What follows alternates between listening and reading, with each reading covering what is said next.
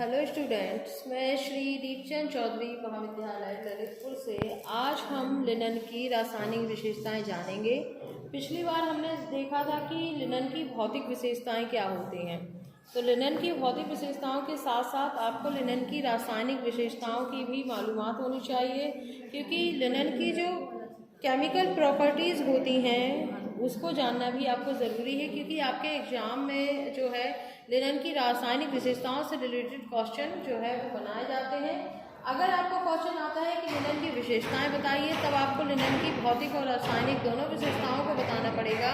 अगर आपसे केवल लिनन की भौतिक विशेषताएं पूछी जाती हैं तो आप केवल लिनन की भौतिक विशेषताएं बताएंगे, लेकिन अगर पूछा जाता है कि लिनन की रासायनिक विशेषता बताएंगे तब आप यही बताएंगे।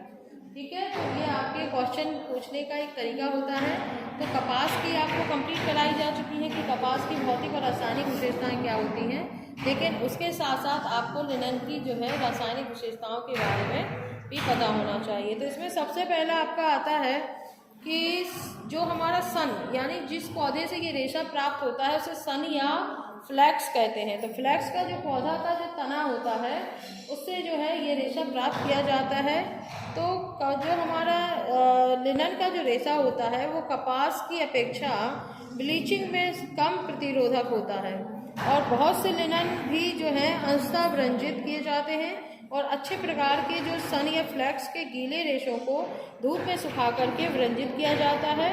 और साधारणतः देखा जाता है कि जो घरेलू ब्लीच होती है उसका भी जो है लिनन पर प्रयोग किया जा सकता है। तो सबसे पहला जो आपका आता है वो है रंग का प्रभाव या कलर का, इस पर क्या इफेक्ट होता है। तो सन पर जो रंग है वो बहुत ही कठिनाई के साथ चढ़ता है और जल्दी ही या शीघ्रता के साथ इस पर से जो कलर है वो निकल जाता है, और इसमें भी रंग पक्का करने के लिए नमक या फिटकरी का प्रयोग जो है वो करना चाहिए।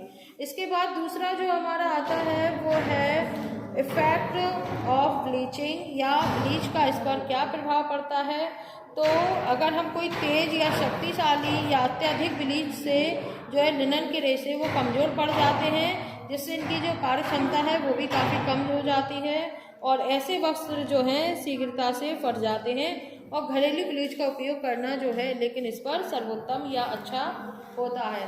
तीसरा है आपका पसीने का प्रभाव, इफेक्ट ऑफ स्वेट। तो लिनन के रेशों में जो पसीने को सोखने की जो क्षमता होती है वो काफ़ी अद्भुत होती है, लेकिन पसीने की प्रकृति अगर अम्लीय है तो वस्त्र पसीने वाले स्थानों से जो है फट जाते हैं, और पहनने के पश्चात इन्हें धोना चाहिए, जिससे कि जो है इसमें जो पसीना का जो प्रभाव है वो उसमें से निकाला जा सके। तो इस तरीके से इस पर स्वेटिंग का जो है कोई ज़्यादा हानिकारक प्रभाव नहीं पड़ता है। इसके साथ साथ अब बात आती है अम्ल के प्रभाव की और क्षार के प्रभाव की। तो पहले जानते हैं कि अम्ल का क्या प्रभाव पड़ता है। तो एसिड का क्या इफेक्ट होता है। तो कपास के समान लिनन को भी अम्ल से जो है क्षति या पहुंचती है या उस पर काफ़ी नुकसान हो जाता है। अम्ल का यदि हम दाग धब्बे छुड़ाने के लिए अम्ल का प्रयोग करते हैं तो तनु घोल के रूप में ही करना चाहिए, क्योंकि अगर आप ज़्यादा तेज आप घोल का यूज़ करेंगे तो उसकी वजह से जो है रेशे पर हानिकारक प्रभाव पड़ता है और लिनन का रेशा जो है काफ़ी नुकसान जो है वो हो जाता है।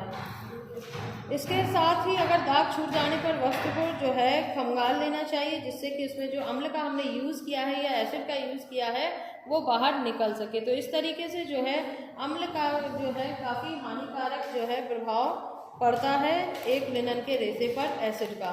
इसके बाद जो फिफ्थ पॉइंट है, फिफ्थ पॉइंट जो आपका है वो है क्षार का प्रभाव की क्षार का आखिर क्या इस पर इफेक्ट पड़ता है। तो लिनन में भी जो है कपास के समान ही जो है असीम प्रतिरोधक क्षमता जो है या शक्ति जो है वो पाई जाती है, और कड़े साबुन के प्रयोग से वस्त्रों पर जो है पीलापन आ जाता है या वो बिल्कुल येलोइश जो है वो दिखने लगता है। और इससे क्या होगा कि वस्त्र की चमक या खूबसूरती एवं सौंदर्य कोमलता को बनाए रखने के लिए हम इस पर जो है नरम एवं मृदु प्रकृति के जो साबुन होते हैं उससे ही जो है इस पर धोना चाहिए।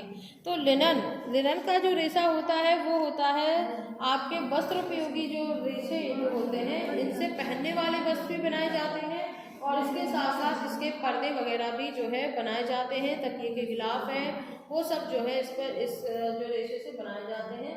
और ये जो है मार्केट में काफ़ी महंगा मिलता है कपास की अपेक्षा।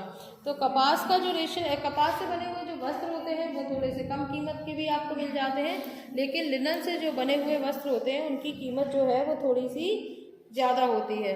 और लिनन की विशेषताओं में जो है आप देख सकते हैं कि रंग का क्या प्रभाव पड़ता है, ब्लीच का क्या प्रभाव पड़ता है, पसीने का क्या प्रभाव पड़ता है, इसके साथ साथ अम्ल का और क्षार का क्या प्रभाव पड़ता है।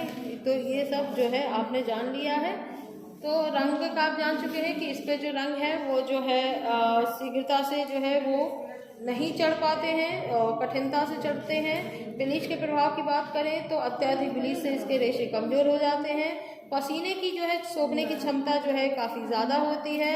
अम्ल की बात करें तो अम्ल से इसको हानि पहुंचती है, क्योंकि अम्ल का इस पर हानिकारक प्रभाव पड़ता है। वहीं पे क्षार की बात करें तो क्षार का इस पर कोई ज़्यादा खास प्रभाव नहीं पड़ता है, बल्कि ये इसमें क्षार के घोल में यानी कड़े साबुन के घोल में जो है वस्त्रों पर पीलापन तो आ जाता है, लेकिन इसके अलावा इसमें कोई भी नुकसान जो है वो नहीं पड़ता है।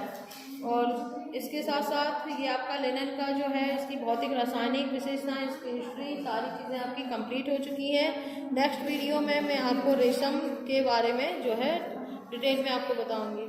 Thank you.